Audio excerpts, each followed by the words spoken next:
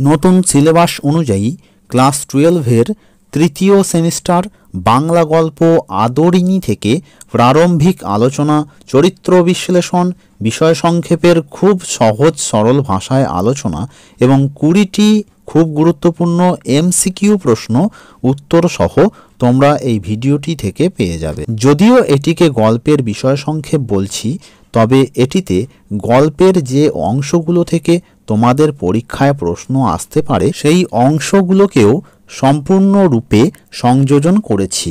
তাই বলে রাখি, তোমরা গল্পটি সম্বন্ধে স্বচ্ছ ধারণা পাবার জন্য বা গল্পটি ভালোভাবে বোঝার জন্য প্রারম্ভিক আলোচনা, চরিত্র বিশ্লেষণ এবং বিষয় সংক্ষেপের আলোচনা পর্বের সম্পূর্ণ অংশ মনোযোগ সহকারে অবশ্যই শুনবে। প্রথমেই গল্পের প্রারম্ভিক বিষয় সম্পর্কে আলোচনা করব। বিশিষ্ট ছোট গল্পকার প্রভাত কুমার মুখোপাধ্যায় বিরচিত সপ্তম পরিচ্ছেদ বিশিষ্ট আদরিণী গল্পে করুণ রসের প্রাধান্য দেখা গেছে। এই করুণ রস আদরিণী নামে এক হস্তিনী বা মহিলা হাতিকে নিয়ে সৃষ্টি হয়েছে। তবে গল্পের প্রথম দিকে বাৎসল্য রসের ধারা দেখা গেলেও গল্পের পরবর্তী পর্যায়ে করুণ রস প্রাধান্য পেয়েছে। তাহলে তোমরা তো বুঝতেই পারছো, গল্পের প্রধান চরিত্র হল নির্বাক পশু চরিত্র তথা আদরিণী নামক হস্তিনী।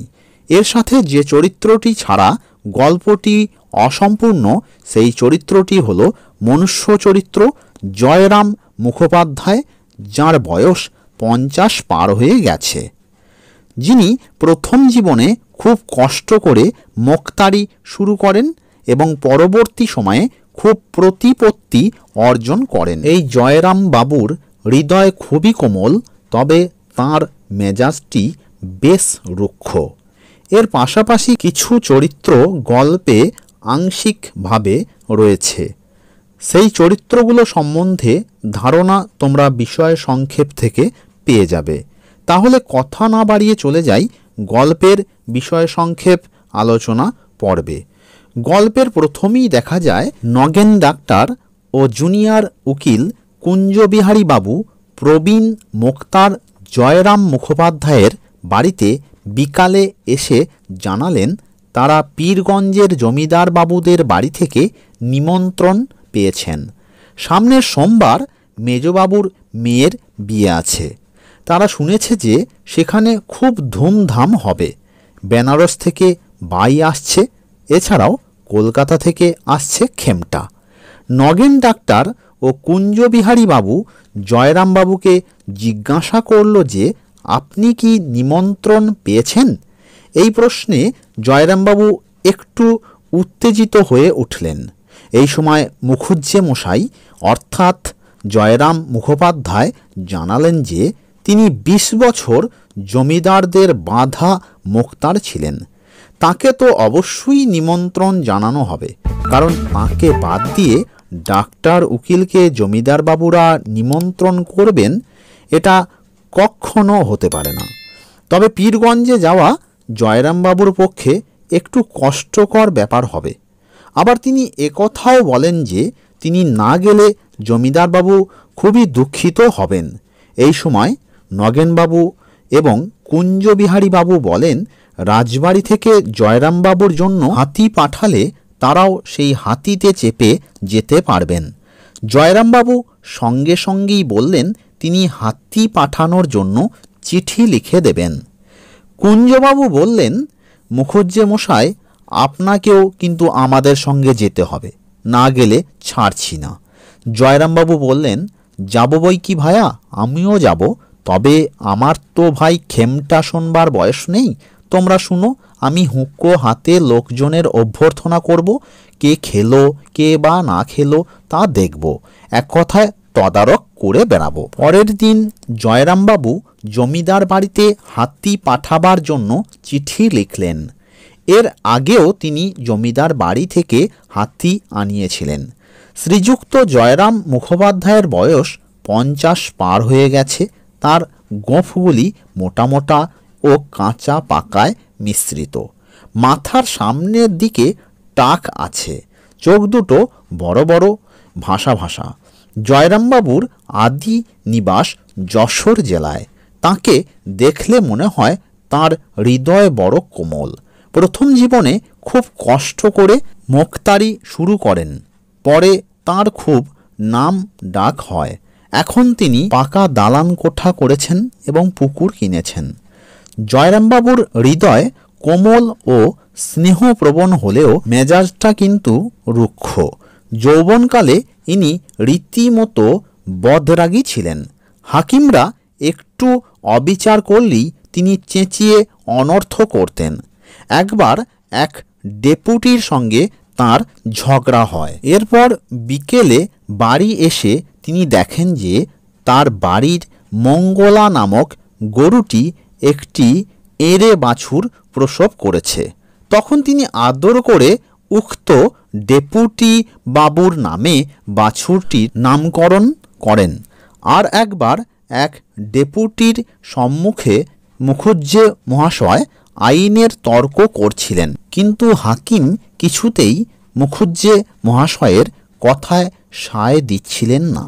অবশেষে রাগের মাথায় জয়রামবাবু হাকিমের উদ্দেশ্যে বলেছিল যে হাকিমের স্ত্রীর আইন বিষয়ে যতটুকু জ্ঞান আছে হাকিমের তাও নেই। সেই দিন আদালত অবমাননার জন্য জয়রামবাবুর 5 টাকা জরিমানা হয়েছিল। এই আদেশের বিরুদ্ধে জয়রামবাবু হাইকোর্ট পর্যন্ত লড়েছিলেন। এই বিষয়ে আইনি কার্যে 1700 টাকা ব্যয় করে 5 টাকার জরিমানার হুকুম বাদ করেছিলেন।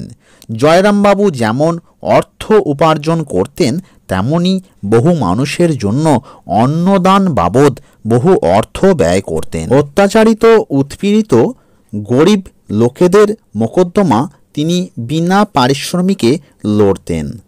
হেন জয়রামবাবু বৈঠকখানায় বসে যখন পাশা খেলা দেখছিলেন তখন ভৃত্য এসে খবর দিল যে জমিদার বাবুরা হাতি দেয়নি।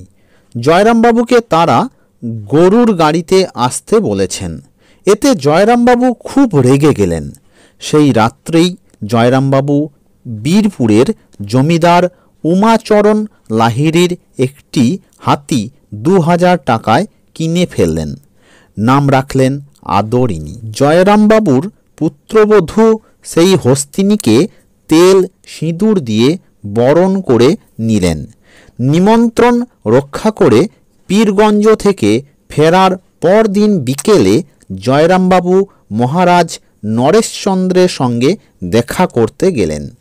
কথা প্রসঙ্গে জানালেন তিনি এই হাতিটি কিনেছেন, তবে যখন তিনি রাজা বাহাদুরের দ্বারা প্রতিপালিত হচ্ছেন তখন এই হাতিটি অবশ্যই রাজা বাহাদুরের। এরপর 5 বছর কেটে গেছে, তার আয় অনেক কমে গেছে। নতুন ইংরেজি জানা মোক্তারগণ পসার জমিয়ে রেখেছেন। জয়রামবাবু তাদের সঙ্গে ঠিক লড়তে পারছেন না। আগেকার মতো হাকিমরাও তাকে আর শ্রদ্ধার চোখে দেখছেন না। এই সময় তিনি একটি মোকদ্দমা হাতে নিলেন। খুনি আসামি পক্ষের মোক্তার তিনি। আসামিকে তিনি নির্দোষ প্রতিপন্ন করলেন। ইংরেজ জজ সাহেব তাঁর খুব প্রশংসা করলেন। তাতে জয়রামবাবুর চোখ দুটি জলে ভরে গেল।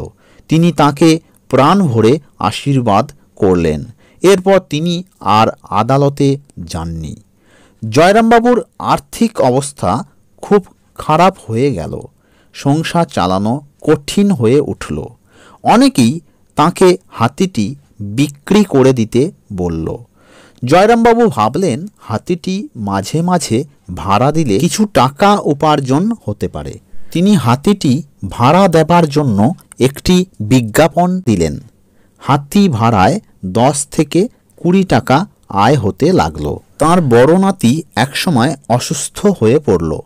বড় বউ ও মেজ বউ অন্তঃসত্ত্বা হলেন।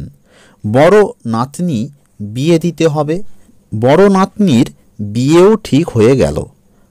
এই মুহূর্তে 2500 টাকা তাদের প্রয়োজন, কিন্তু টাকার জোগাড় কিছুতেই হয় না। জয়রামবাবুর বন্ধুরা হাতিটি বিক্রি করে দেবার পরামর্শ দিলেন। শেষে ঠিক হলো আদরিনীকে মেলায় বিক্রি করে দেওয়া হবে। মুখুজ্জেমশাই আদরিনীকে রসগোল্লা খাইয়ে বিদায় দিলেন। এই সময় জয়রামবাবুর মনে এত কষ্ট হয়েছিল যে তিনি সেই দিন কিছু আহার করলেন না। কিন্তু মেলায় আদরিনীকে বিক্রি করা গেল না। তাকে ফিরিয়ে আনতে দেখে সকলের মনেই আনন্দ। এরপর আদরিনীকে আবার পাঠিয়ে দেওয়া হলো রসুলগঞ্জের মেলায়। নাতনি এসে বলল আদরিনী যাবার সময় কাঁদছিল। পরের দিন খবর পাওয়া গেল আদরিনী অসুস্থ, মনে হয় সে আর বাঁচবে না। যদি সেই স্থানে আদরিনীর মৃত্যু হয় তবে সেই স্থানেই বা সেই স্থানের নিকটে আদরিনীর শবদেহ প্রথিত করার জন্য জমির বন্দোবস্ত করতে হবে। সুতরাং কর্তাবাবুর অবিলম্বে সেই স্থানে আসা খুবই আবশ্যক। জয়রামবাবু এই খবরটি শোনার পর বাড়ির মধ্যে উঠানে পাগলের মতো পায়চারি করতে করতে বলতে লাগলেন, আমার গাড়ির বন্দোবস্ত করে দাও, আমি এখনই বেরোব। আদরের অসুখ, যাতনায় সে ছটফট করছে। আমাকে না দেখতে পেলে সে সুস্থ হবে না। আমি আর দেরি করতে পারবো না। তখনই ঘোড়ার গাড়ির বন্দোবস্ত করতে বাড়ির লোকরা ছুটল। রাত্রি 10টার সময় গাড়ি ছাড়ল। জ্যেষ্ঠপুত্র সঙ্গে গেল। পরের দিন প্রভাতে গন্তব্যস্থানে পৌঁছে জয়রামবাবু দেখলেন সমস্ত শেষ হয়ে গেছে। আদরিনীর সেই বিশাল দেহখানি আমবনের ভিতর পড়ে রয়েছে। আজ আদরিনী নিশ্চল নিস্পন্দ। বৃদ্ধ জয়রামবাবু ছুটে গিয়ে হস্তিনীর শবদেহের ওপর লুটিয়ে পড়ে তার মুখের নিকট মুখ রেখে কাঁদতে কাঁদতে বারবার বলতে লাগলেন, অভিমান করে চলে গেলি মা, তোকে বিক্রি করতে পাঠিয়েছিলাম বলে তুই অভিমান করে চলে গেলি। এই ঘটনাটির পর মাত্র 2 মাস জয়রামবাবু জীবিত ছিলেন। ভিডিওর প্রথমেই যে 20টি খুব গুরুত্বপূর্ণ এমসিকিউ প্রশ্নের কথা বলেছিলাম, সেই 20টি এমসিকিউ প্রশ্ন উত্তর সহ তোমরা দেখে নাও এবং প্রশ্নগুলো পরীক্ষার জন্য উত্তর সহ ভালো করে তৈরি করে রাখো। চ্যানেলে নতুন হলে তৃতীয় সেমিস্টারের বাংলা সহ অন্যান্য বিষয়ের অধ্যায়ভিত্তিক আলোচনা, প্র্যাকটিসযোগ্য প্রশ্নপত্র এবং সাজেশন পাবার জন্য চ্যানেলটিকে এখনই সাবস্ক্রাইব করে রাখো। ভিডিওটি এই মুহূর্তে তোমাদের প্রত্যেকের কাছেই খুবই প্রয়োজনীয়, তাই ভিডিওটি বন্ধুদের মধ্যে অবশ্যই শেয়ার করে দিও। ভিডিওটিতে একটা লাইক করে দিও। কোন বিষয়ের কোন অধ্যায় থেকে উত্তরসহ এমসিকিউ প্রশ্নের প্রয়োজন তা এই ভিডিওর কমেন্ট বক্সে লিখে তোমরা জানাও।